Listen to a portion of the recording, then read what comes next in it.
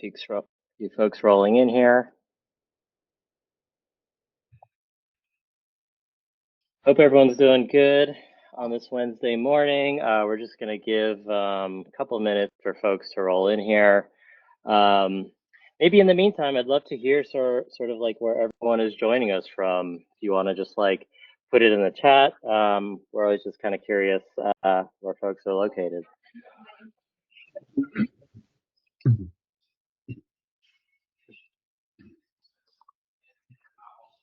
Awesome. Hey, Namita. Hey, Lauren. Hey, Carlos.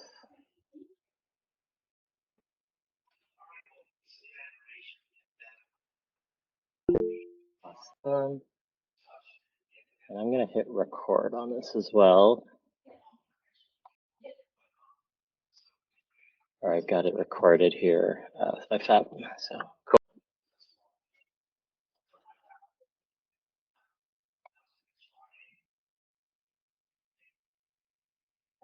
Awesome. All right, we've got Prague, Pakistan, South Africa. Amazing.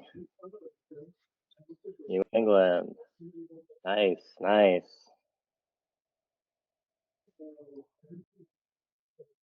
Awesome. It's great. This is like, it's so awesome seeing how like global, but also kind of like small, like sort of like the design systems and community is. It's always cool seeing that. Very cool. All right, I might give folks like one more minute and then we'll get started here.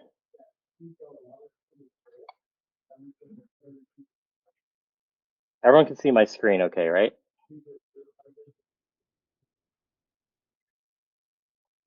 Perfect, perfect.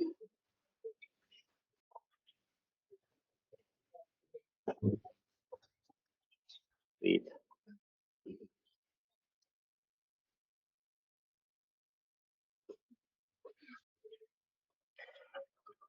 Logan, how's it going?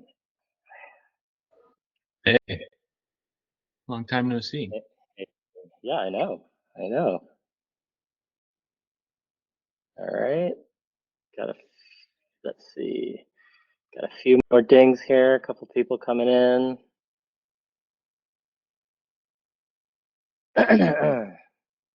All right, cool.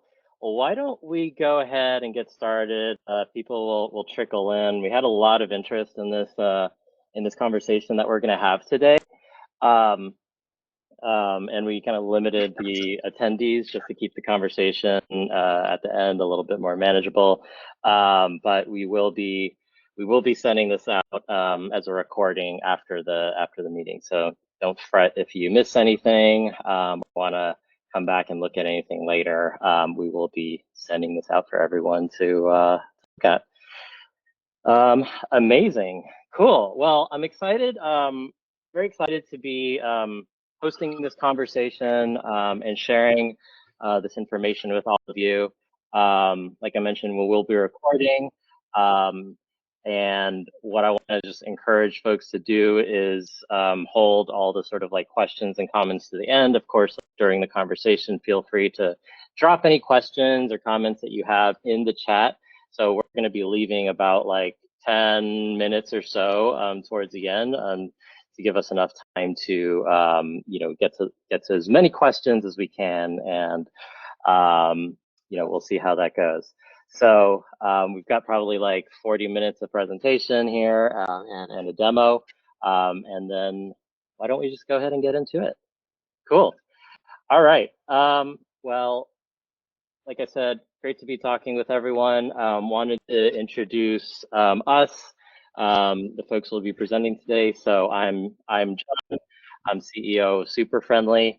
I'm joined by some of my cohorts and collaborators. TJ, who's the founder and CEO of South-Left, a development and design systems agency, as well as Tony, who is a design systems author and consultant. So super excited to be sharing some of this material with you guys. Between us, we have tons of experience working with tons of different brands on design systems and AI implementation and strategy. And so super excited for this. Cool. The real topic of today is really all about sort of AI-enabled product design and development. And so what we're kind of seeing, I think this is something that we are all kind of like feeling. We're seeing sort of the biggest shift today in the way that digital products are built, probably the biggest shift in over a decade. We've been in this space for a really long time. I think we sort of like feel this shift in different ways, sort of depending on what type of industry or what type of products you build. But I think we're all kind of feeling in this way. And really sort of like the numbers and stats are hard to kind of, pass over, right? These are some stats that were recently published by like McKinsey as well as Section AI. We're seeing productivity increase, not just at the sort of company level, but, obviously specifically with specific roles in the product development process, designers, engineers, strategists, product managers. I think conservatively speaking, a lot of folks are seeing average time saved per week in the range of like 10 hours or so. For companies who are adopting it and gaining a lot of proficiency in AI. And so it's a really exciting time. Obviously, these factors are very different for the way companies use them, but I think it's not worth overlooking. And so specifically in our world, in the world of like product design and development, we're seeing companies who are coordinating AI strategy, not just in little pockets and silos within their companies, but who are coordinating that strategy across their product teams, 2 to 4xing their product velocity. And that's nothing to sneeze at, right? And some of the common use cases and common ways that they're implementing AI, which you all sort of may have seen or even try testing out, is everything from contextual design. This is something that we'll be talking a lot about today, also called generative UI, doing things as simple as generating and automating documentation, making knowledge more discoverable and democratized across the organization. And something that's kind of very near and dear to us, but like, improving and streamlining the design and dev pipeline. How do you bring code and design like much closer together? And then all the way through things like, telemetry, like compliance, observability of how teams are implementing and using design and design components across your products. And so all these are different applications that we'll sort of touch on or at least reference in the conversation that we'll have today. So just quick context, like SuperFriendly has been around since 2012. We've done work with hundreds of design systems. More recently, we have started helping companies with AI strategy and implementation.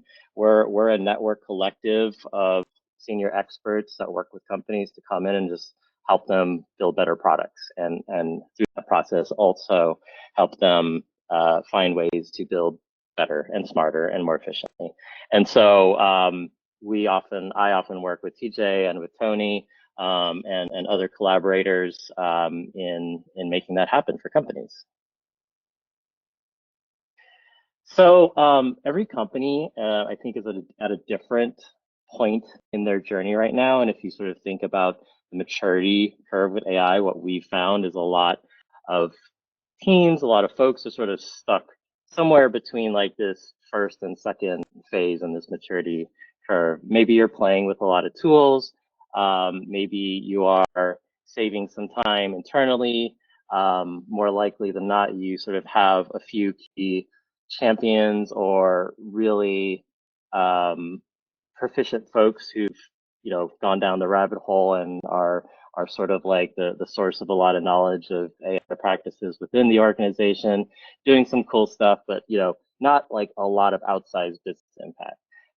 Once you get to a point where you're starting to take those practices, take those experimentations, and scale them across a team, across multiple functions, multiple disciplines across the organization, that's where we start to see sort of real business results. And often that's where we like to help companies like really take what is creating the most ROI and AI improvements for your company and helping you sort of scale that across the organization and identify like what's going to be the biggest kind of bang for your buck, right? And so that's sort of like how we think about just like the overall journey for most teams. Eventually, you could get to that stage where you're operationalizing things and where you're really sort of starting to think AI first and creating sort of real transformation within your organization.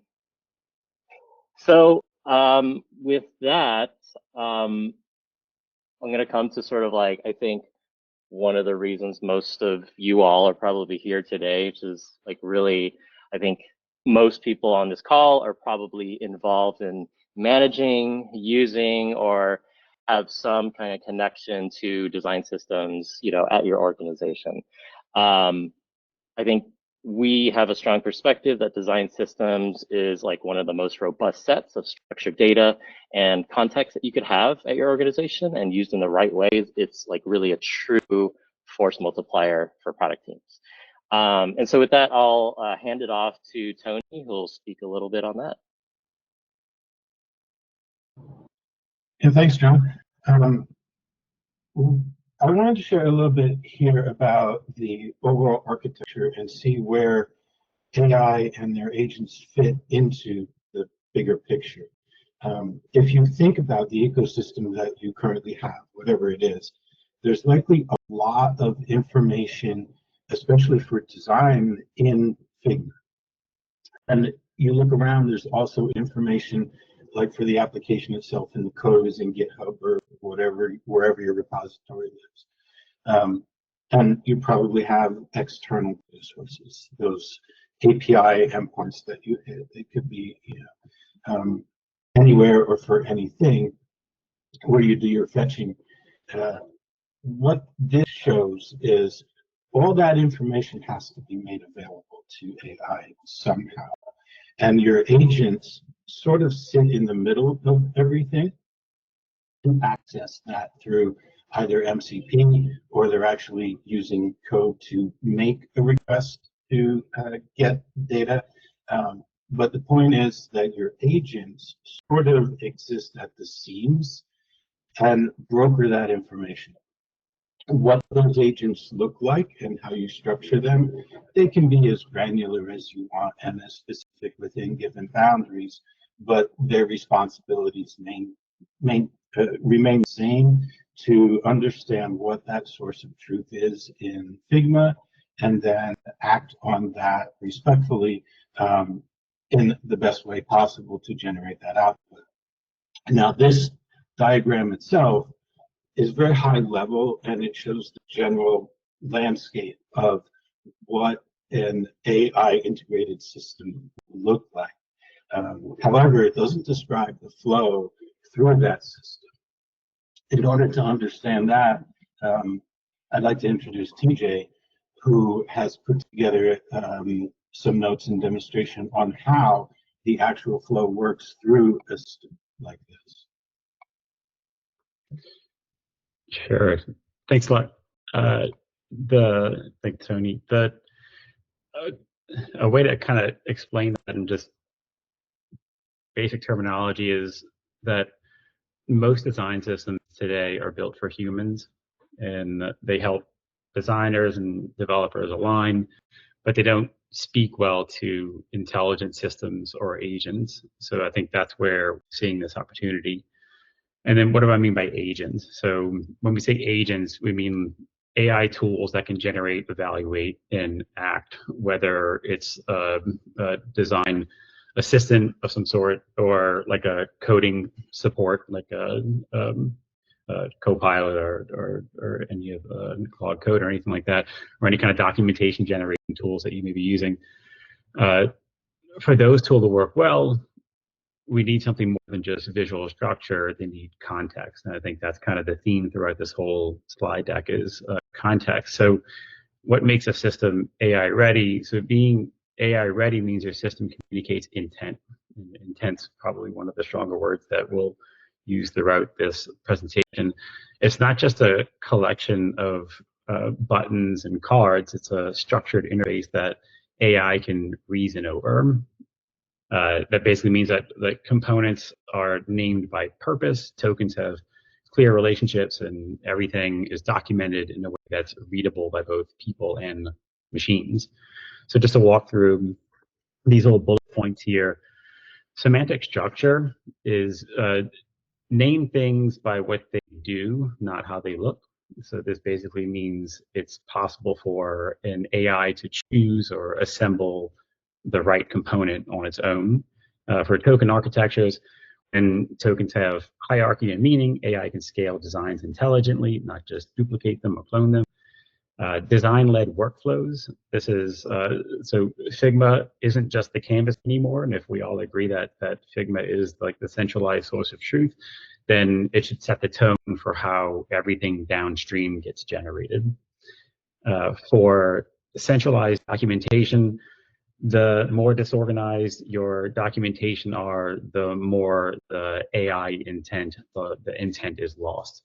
So AI needs rules and rationale to be with the components themselves in order for it to really interpret intent and purpose. Design code parity, this is the big one too. When code and design don't match, AI breaks. MVPs are what helps being that connective tissue, that glue that keeps them unified. And then finally, code intent, this is another big one.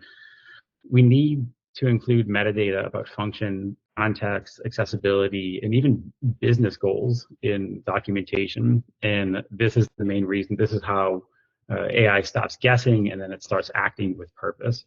And just to kind of wrap up this whole idea, the shift here isn't just about tooling, it's about making your system legible for machines. And when we do that, we unlock a new level of velocity, confidence, and creativity.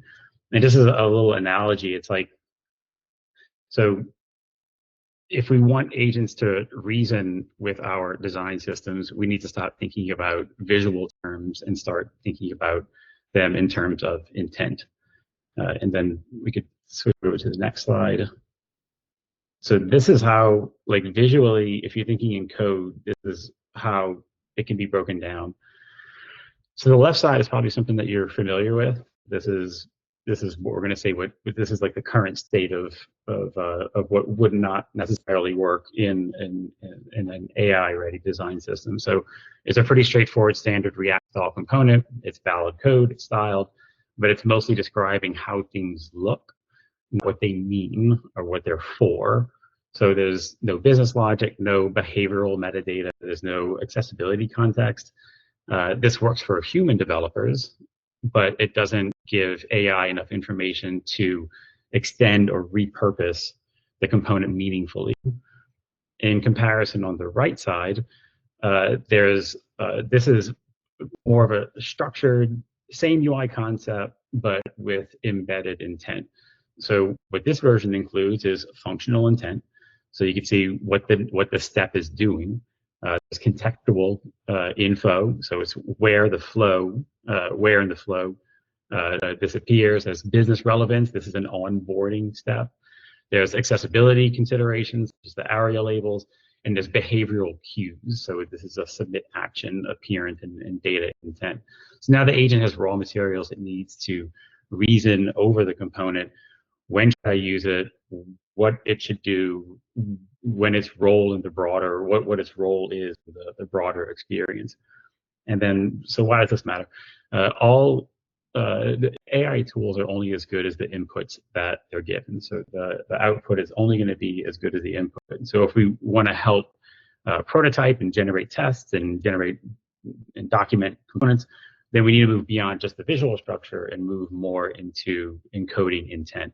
And the analogy that I would give for this is like, it's like someone giving you like a picture of a steering wheel and say, build me a car, versus giving them like the full blueprint of a car, including like what each part of the car does. So the more you encode, the more capable the agent becomes. And then I could show some demos of what some of this looks like. Actually, no, yeah, the video, and then I'll do a live demo. So I'll narrate over this. Awesome. Yeah, I'll go ahead and click play on this, and yeah, I'll go back to the beginning here. There you go. I filmed this pretty quick, so I'll try to talk quick. So this is a pretty familiar the component library design system that you achieve. This is ShadCN. I created a banner component in this ShadCN. It doesn't have a banner. I'm running FigmaLint on it right now. So it's making a call to Claude, and then it's coming back with that score of 91, which feels good to me. So it's checking tokens, it's checking all of the properties are aligning correctly. It actually made a recommendation to say, hey, a size might be a good property that you want to put here. Looking at maybe the token, a quick pause on that, PJ. Maybe you could explain what FigmaLint is. Sure. So FigmaLint's purpose is to just historically, developers have always had a series of checks and balances when it comes to our development process. There's end-to-end testing, there's unit testing, visual regression testing, pull request, linting, all the things that we have. But historically, on the design side, there's a lot of flexibility and wiggle room to pass off designs that may not be developer ready. So what this does is it adds a layer of testing on actual designs. So Figma has the ability to create properties in the properties panel, as well as documentation that you can put there. So it's important that designers use those pieces. So it's kind of twofold. It's a linter to make sure that there's a level of readiness for the developers, and then in an AI-driven design system workflow. And when we're using things like MCP, it's imperative that the design from Figma, which is the source of truth, be pristine, or at least close enough to where we still can consider it the source of truth. Because what may end up happening is that components might ship without certain properties, or without certain states, or without certain variants, and then that creates a bifurcation between what actually is the source of truth and then what's happening in the development phase. So it's actually not ready. What FigmaLint does is it helps examine and analyze each of these components for things like proper token structure, proper properties and variants, and just basic component metadata. And then it examines whether or not it's MCP ready. So if you pulled in something that's not MCP ready into your code base, then the MCP is going to know that this isn't ready. Or what like a instance of what might happen is that if you have a composed component and you're using that MCP to pull in, and one of those components have a detached component, then the MCP is going to try to recreate that component, as opposed to go finding the component and then leveraging it within inside that composed structure. So you quickly find out, okay, wait, it's not the MCP that's wrong, it's actually the source of truth. So if you go back and kind of trace that component back to where it is in Figma, you'll see that, okay, look, this is where this is actually a detached component that's usually using a different font size for whatever reason. It needs to be addressed there before it enters back into the development cycle. It has other purposes for FigmaLint too. I think it's a really great tool for knowledge sharing and for product designers to make their way into design systems design, because it's a helpful tool. And I don't show it in this video, but there's a chat interface that's contextually aware of the components that it's analyzing, and it's also hooked to, I think what John will get into later, is our custom design systems assistant MCP. So it knows how to provide knowledge on best practices and suggestions when it analyzes it. Awesome. Yeah. Cool. Just wanted to give everyone that context. All right, I'm going to hit play on this. And this is a free community. Anybody can go download it now. It's in the plugin store at Figma. Yeah, and we'll share a link later. Cool. So I just spotted that there's 4 hard-coded ones in there. It picks up the little dotted lines that separate the components, so I just wanted to point that out. That's not a big deal, so I'm not super concerned about it.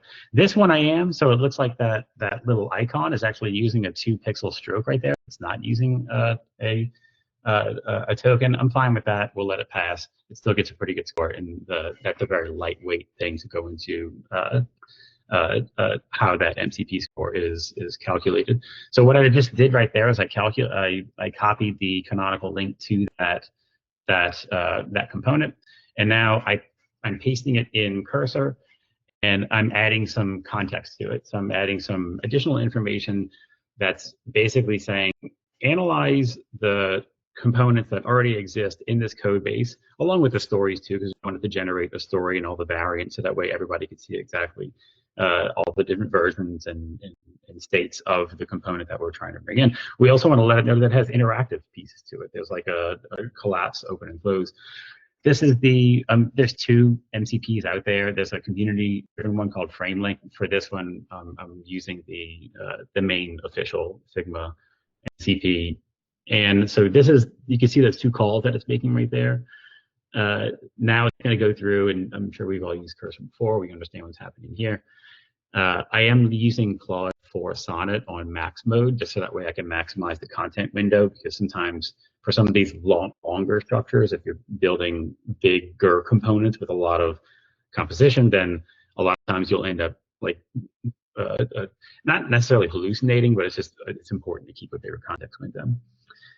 So it actually went pretty quick on this one. It wasn't that heavy of a component, but I just wanted to make sure I chose one that had user interactions in multiple states. So it looks like it's going to go through. It just created the story. So that should be good enough for me to go and check in the browser.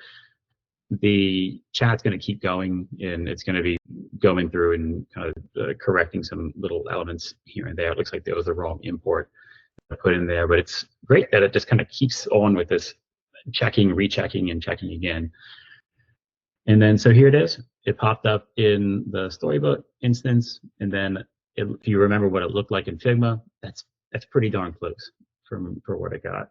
And then there is the interaction that's been added to it. And I did go back, and there were things that I had to adjust. There was some like interesting padding issues that needed to be corrected. It did leverage the tokens. And it's just worth mentioning that this isn't a shad component at all. This is like a new component that I actually took from our internal design system, Altitude, and then popped it in the shad Figma, and then adjusted it to leverage the tokens from shad, and then passed it off to via the MCP into the Storybook environment. Awesome, And then, cool. So yeah, before we get into, so DJ will kind of demo like the second step of this, but to kind of sort of recap what we just kind of showed there, we were able to go from Figma, like components designed in Figma, being able to use a FigmaLint plugin to grade them and analyze them for AI readiness, essentially. And then because of the Figma and MCP integration, we were able to create that in React code and have it integrated directly into Storybook. So pretty powerful stuff, and you could imagine like that workflow, you know, at a typical kind of company is, you know, a few people and a bunch of meetings, you know, and so that kind of demonstrates some of the power of this. Now we'll kind of like get into the next step where we kind of look more at composing, you know, more like layout level type things. So I will stop presenting, and then I'll let TJ present here. yes. Awesome. Cool. Okay, can everyone see the Storybook instance? I'll take that as yes. Great. So this is the shad, basically the shad component library. I'm using shad for this only because it's probably one of the more popular ones, especially because of like Lovable and Bolt and all the code generation vibe coding tools out there.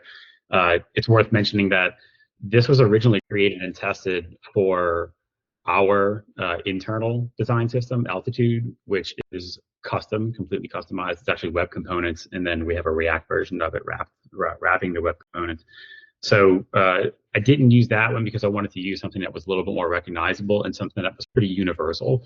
But for testing purposes, I've tested this on all of the popular ones like Mantine, Shad, Ant, and Shad, and Chakra, and a couple others, and then some of the bigger enterprise level ones like GitHub's Primer, Polaris, Spectrum, and a few other ones. So universally, it works the same. There's a couple of configurations on Primer that I had to do, but so when I generated that banner, the first thing that I did was came in here and I generated this.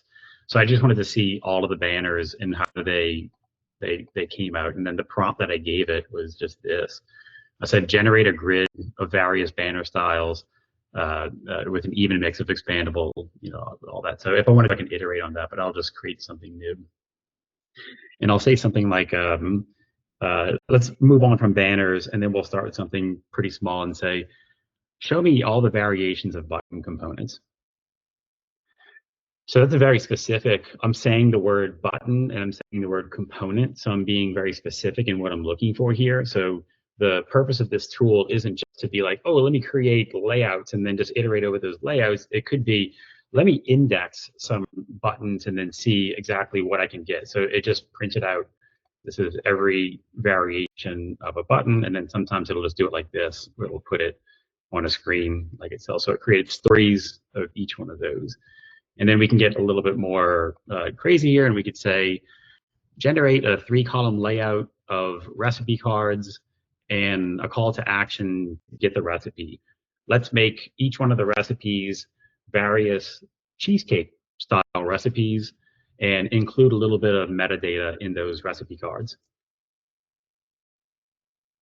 So this is a little bit of a mix of, like, I'm giving it content where I'm saying this is the type of stuff that I want to see in it. This might be from like an editor for a digital publication, but I'm also aware of like what a card component is. So I'm telling it specifically, hey, let's leverage some card components for this. That might be a cool layout that we could see to display these recipes. Oh, I didn't do a new one, but there it is.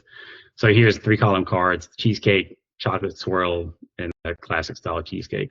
I actually iterated over the other one. I didn't create a new story, so I took over that button component variation one. And then here's a single recipe card because it just wanted to see what that might look like on its own. And I'll do a new chat, and then we'll do something a little bit crazier. We'll say, generate a login screen with SSO options, email password inputs, and a remember me toggle.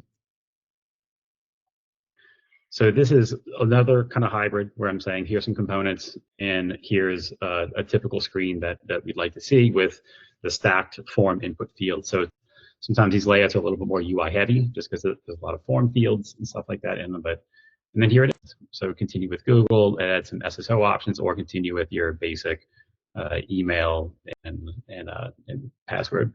And then I'll do one last one here. I'll do a new chat, and then let's go crazy with it. We'll say, generate a clone of LinkedIn's homepage. So no components, no specificity when it comes to anything like that. I'm just saying, just make me something, whatever it is. Let's see what comes out of it, and hopefully it's good. When it's some of these big ones, it might take a little bit longer because it's doing a lot of thinking and processing and understanding what it needs to cobble together in order to create these layouts. But let's see what we get. We were just talking about how Anthropic had a little bit of a server issue this morning, so we're like hoping that that doesn't slow this down. Oh, there you go. And there you go. So here's LinkedIn's homepage. Utilizing Shad. If Shad were to create LinkedIn, this would be LinkedIn as created by Shad. So these are all real input fields. These are all buttons. That's an avatar component. These are all real buttons. This is a real image.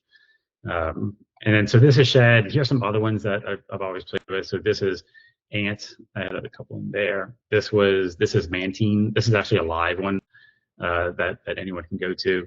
This is another one where this is like product card, just some basic things that I've created that are very similar to some of the other ones I've done. But the sky's the limit with this thing. Like, you can kind of like load it into your component directory, and then you can go crazy with it. So, all right, John, I'll kick it back to you. Awesome, cool. Thank you, TJ. Yeah, if you want to stop presenting there. Okay, cool. Can everyone see my screen again? Awesome. So you just saw kind of some really cool applications and workflows that have to do with generative UI, essentially prompting UI components or layouts. But as TJ said, the sky's the limit. There are many other sort of strategic applications that aren't specifically, UI kind of generation, or strictly speaking. And one So I'm going to get into some of those like strategic applications that are kind of relevant for what a lot of teams are doing. And this isn't like sci-fi or like way out there kind of stuff. We're at a sort of like a really interesting place where, you know, using companies and help companies start using these capabilities like right now. And so I think what you've sort of noticed, the theme of all the things that we're talking about, we sort of have this saying that like any sort of good use of AI or AI application requires two kind of like main levers, right? Good context and good instruction.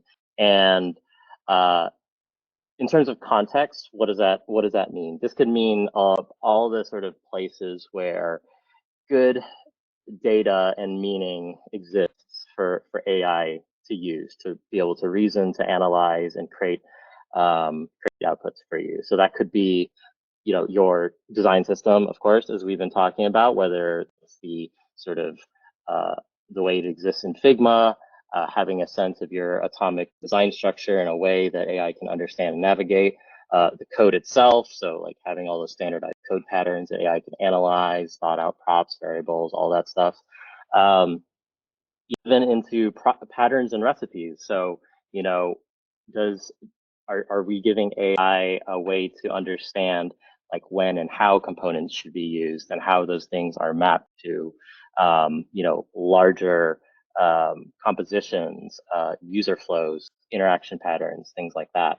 And as we talked about, intent. Obviously, that's kind of a big one, and honestly, a big shift in the way many people think about design systems. You know, the why and the what behind components, not just the styling and the visual aspects of it.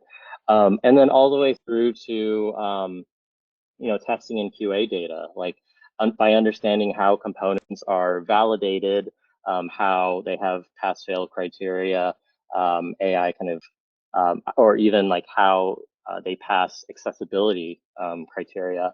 AI has enough context there to make higher quality outputs. So if we go to the right side on instruction, what do we mean by that?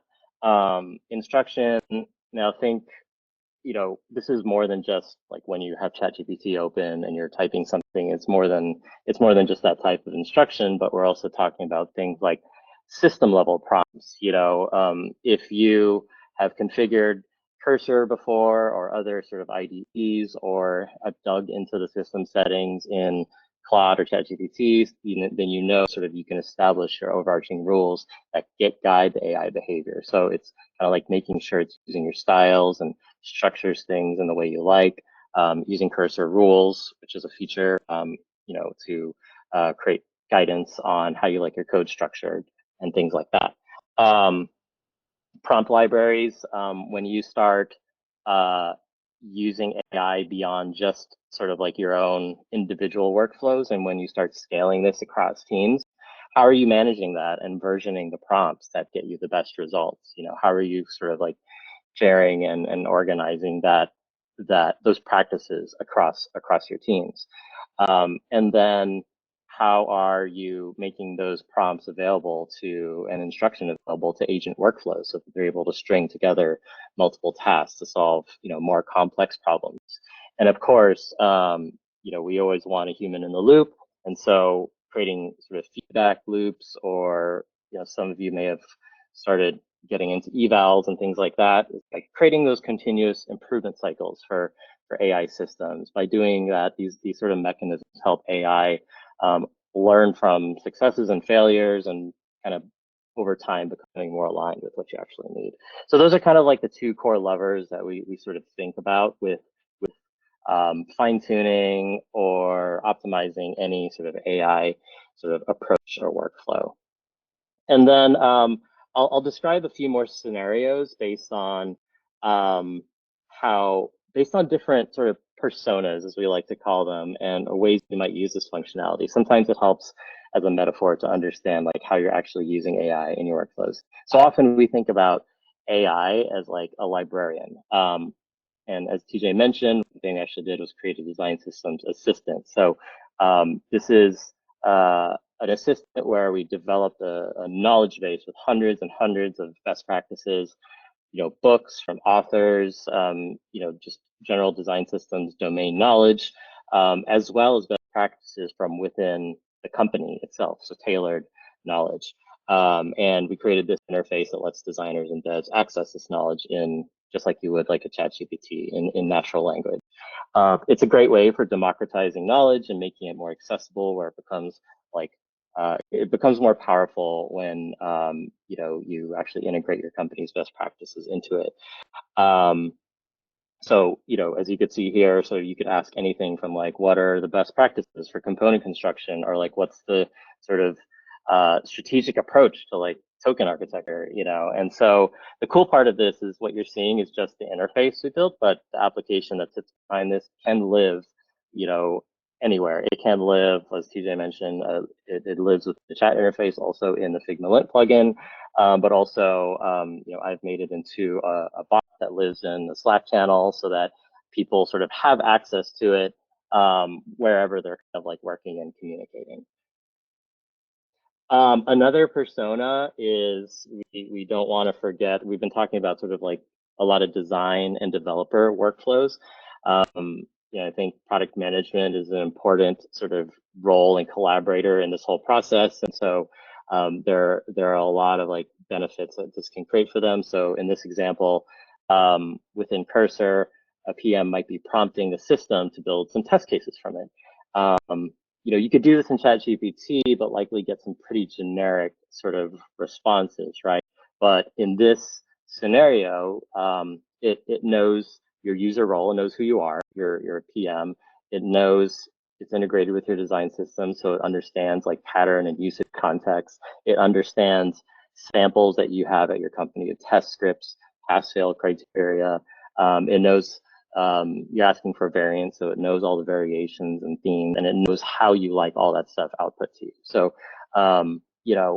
arming your product managers with something like this, can help, significantly, speed up some of the work that they do. And all the way through this persona that we like to call kind of like a background helper. So, let's take another example where this is like AI really combined with automation. So you might be familiar with tools like Zapier and Make.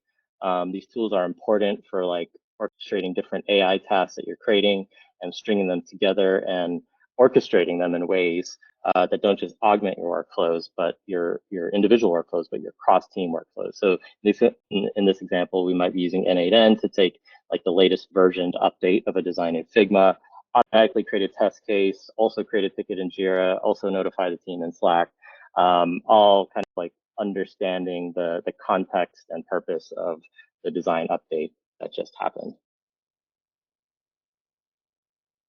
And so really like where this drives the future of design systems, it's like design systems must be both human and machine readable, right? And the evolution is moving from static libraries to dynamic systems.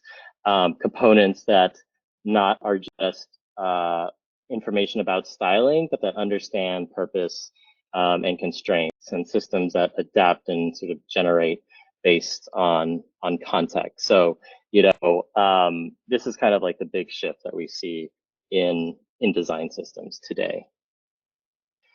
So one of the questions we often get is, it sounds awesome, and once people start playing with it, they kind of like have the little aha moment of, oh, this kind of changes the way we operate, the way we build. Does this change the way we build? We think yes, it does, it can, and it probably should. So I think we are all familiar with kind of now zooming out into like, a bit of process and organization, but we're all kind of familiar with kind of like the double diamond, right? The gold standard for how we think about building products for the past 20 years. A lot of this created at a time where there were very sort of defined, separated skill sets, and this was sort of built for mitigating risk, right? Creating lots of gates and steps and sequential handoffs so that each person or step along the way has all the information that they need to move forward. It's very linear, right? But I think we recognize that that's changing with what AI can do. right? And so I think something that we've all experienced in our work is sort of the parade of artifacts that have to happen in order to go from idea to development. That might start with PRDs, like something like this, you see here, product requirement documents. That might go into eventually like wireframes, like loose sketched out wireframes that you see. Eventually that'll make it into mock-ups of some sort, still like static in Figma, something designed out. Then you get a little closer, you get into design annotations, then you get into maybe clickable or like some sort of prototypes, still not fully integrated in code. And then you might have like meetings and more meetings, and maybe those meetings will run a little long and you'll have to meet again. And we all kind of like know this pain, right? So you finally get to like shippable code, which is the thing that, actually makes up the product, right? So I think we've all kind of felt that sort of process and have kind of grown into this industry like with that process, but where we start to see that, coming under threat a little bit is like, it's linear and it often takes a long time, right? Markets move fast. Everyone's always complaining about too many meetings. There's this idea of handoff culture where there's so much kind of value, intent, and specificity sort of like lost in translation. And, the customers that actually see all these assets, like zero, right? These aren't actually things that we ship, yet so much resources and attention is given to making all of those kind of artifacts super, super polished. And what that tells us and what we've seen in organizations is the whole idea of the three-legged stool of design, engineering, and product. We think that's going to honestly be in a little bit of a flux over the next like few years. There are specific skill sets, for a reason, but we think that bringing those legs of the stools, closer together, so to speak, is actually going to be where we make breakthroughs in this area. So like, we think the question really shouldn't be like who owns what, but it's more of like, what does this problem or what does this project need right now, right? Engineers and designers can both work in Figma and Cursor together. PMs and designers collaborate on user flows based on the live sort of like design system. PMs and engineers can, point AI at user data and evaluate how to prioritize specific, technical issues and things like that. So there are many ways that we've seen kind of these roles like blending together these days. And we think sort of like the biggest mindset shift is the idea of working together to shape and prototype solutions, knowing that these workflows can help you test out multiple approaches in sort of a fraction of the time. So Ryan Singer, who's the former head of product at 37 Signals, who makes the Basecamp product, if you're familiar with that, authored a book not too long ago called Shape Up. It's an approach to product design and development as an alternative to Agile and Safe. It emphasizes smaller, leaner, more senior, deep thinking teams working collaboratively to make bets essentially upfront and shape the solution, which meant less overhead of too many artifacts. Without getting into the process, what it resulted in is like less artifacts, less kind of bloated or unnecessary sprint ceremonies, and things like that. So it's perfectly geared for this era of AI, I think, because when you have the right people in the room with the right mindset and the right AI capabilities, you could exponentially increase the amount of prototyping and testing that you can do in one cycle. So this is the mindset that we teach, and how this turns into an actual codified process for a company really depends on that specific company, and that's one of the things that we sort of teach and coach teams on. So one thing I'll be clear is I want to be clear on, from our perspective, is that like we don't think AI is like replacing designers or developers or anything, right? Repetitive work gets automated, human work gets amplified, and you get to spend more time thinking strategically, solving creative problems, doing like understanding the user at a deep level, doing the broader orchestration and system design work. And we often like to say there's this idea of the first mile and last mile of design, where, it's really that upfront sort of like high value thinking, as well as the last sort of like final touches, ensuring that you're kind of, there's a human QAing and making sure that the output is as what's expected, right? That it kind of makes sense and it's all like very cohesive. And it's kind of that like messy middle that's very, that you can apply AI solutions to, that you can automate and just get rid of a lot of the, or not get rid of, but automate a lot of the repetitive work, the things that you can apply structure and rules to help you move faster. And so one of our kind of favorite analogies, if you've all kind of seen Avengers, which I think most people have, there's this scene at the end where his character, Doctor Strange, is thinking about like all the millions and jillions of like possible scenarios that could happen for the final battle, before understanding like what's the one possible solution that they should actually do. And so the point here, and I think it's an apt analogy, because AI augments our thinking, allows us to see in places and at speeds that we normally don't, but it still requires human intuition and teamwork to actually make it all happen in reality. And so you can't innovate on products without first innovating the way you build them, is one of our favorite quotes from the former CDO at Airbnb. So wrapping up here, I just have a couple slides left. Where do we start? I think at the end of the day, if there's one thing to take away from this, systems are your moat. Not necessarily the tools, but the way you kind of systemize them and the way you think about your data at your company. It's often good to start looking at the tools you use and the data that they might contain. How well is that data structured? Is it accessible? Is it reliable? And this is not just about Figma and code and GitHub, but you could think about tools you use for project management, for managing communication, for managing tasks, for managing meetings and call notes and things like that, user research data. So these are all the areas that you can use to sort of amplify your workflows. And rather than trying to go very wide and boil the ocean and trying to create too many sort of systems or too many prototypes or solutions, we always recommend focusing on specific use cases that drive the most value and that you can do really well.